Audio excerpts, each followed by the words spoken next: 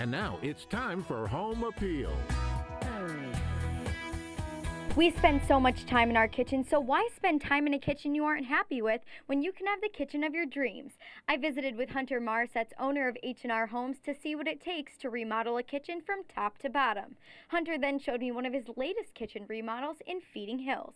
So how did this even get started? Why did you decide to remodel this kitchen? So my customer contacted me. They had an issue where they noticed some mold under their old kitchen sink.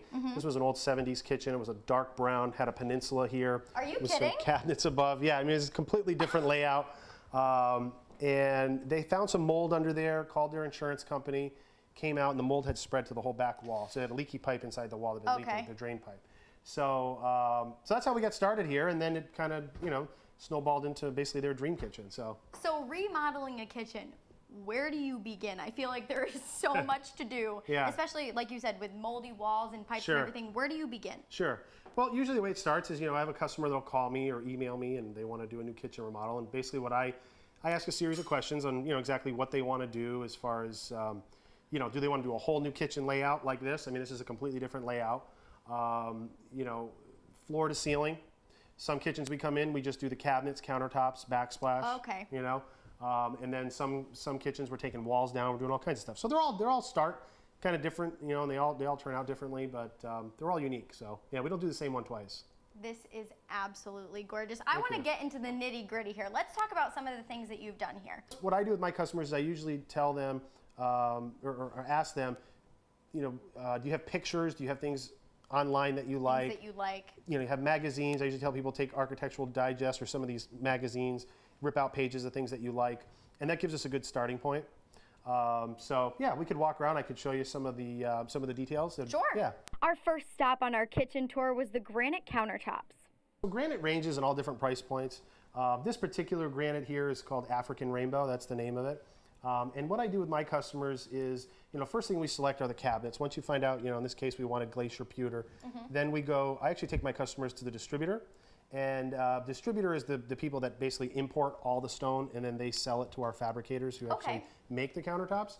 And so, we basically walk through this distributor with our cabinet door, with a sample, and then the customer just finds which one they fall in love with. So, so the pricing ranges, all over. This is kind of a middle to high price point. Okay. It's not top high, but it's it's not the middle. I mean, it's not the low grade either. Before people pick their countertops, they need to pick their cabinets. Tell me a little bit about these. Sure. So as I said, these are glacier pewter. These are actually a maple wood cabinet. So they're a solid maple, painted. A lot of the painted cabinets that we do today are going to be a maple wood. Okay. It paints really well. It doesn't show a lot of wood grain through it like an oak cabinet or something would show all those graining lines through it. So this is maple painted. A couple other cool things with the cabinets here is these are all dovetail construction. So the drawers are full extension, dovetail construction, pretty much the top shelf as far as the cabinet industry goes. They're built to last.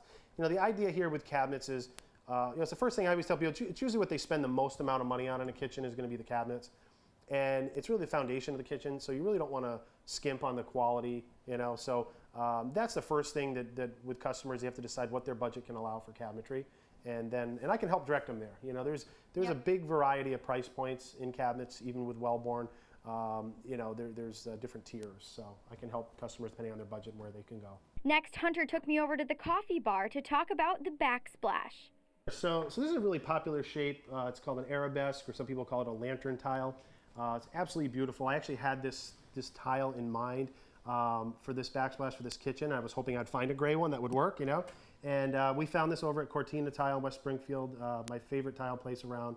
And we were all there looking. I like to incorporate some glass cabinets in a lot of the kitchens I do.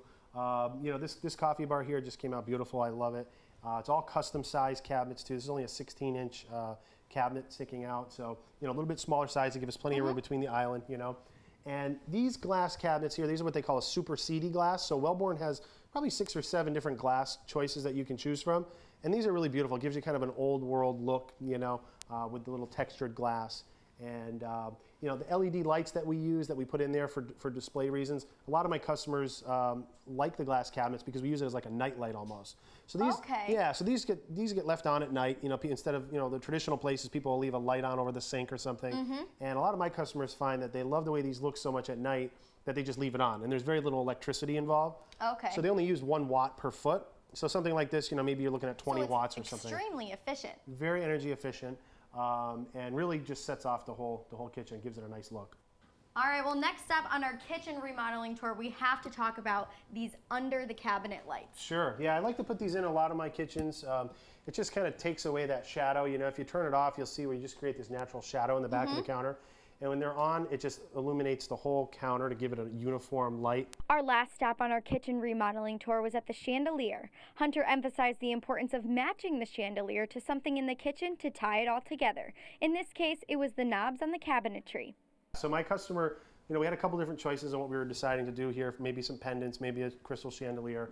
So they bought a couple different ones, which is usually what I tell people to do. I mean, today the nice thing is you can return a lot of stuff. Exactly. So, you know, we take them out of the box. We literally stand here and hold them up. And this one won. Yeah, I mean, it's absolutely beautiful. It is gorgeous. You know, it ties in with the hardware on the cabinets. We use the crystal Amarok knobs, you know, the clear crystal. So it just really tied everything in together, which is what we try to do with design is, you know, have things be a little bit different, but have everything kind of speak the same language, you know, together. And it just gives you a total package and everything looks good. We're located in Wilbraham. We're on 2345 Boston Road. Right in Wilbraham, can't miss our beautiful big sign.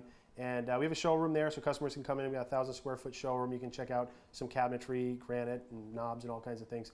And they can reach me by phone at 413-283-4444, or they can email me direct at hunter@hnrhomes.com.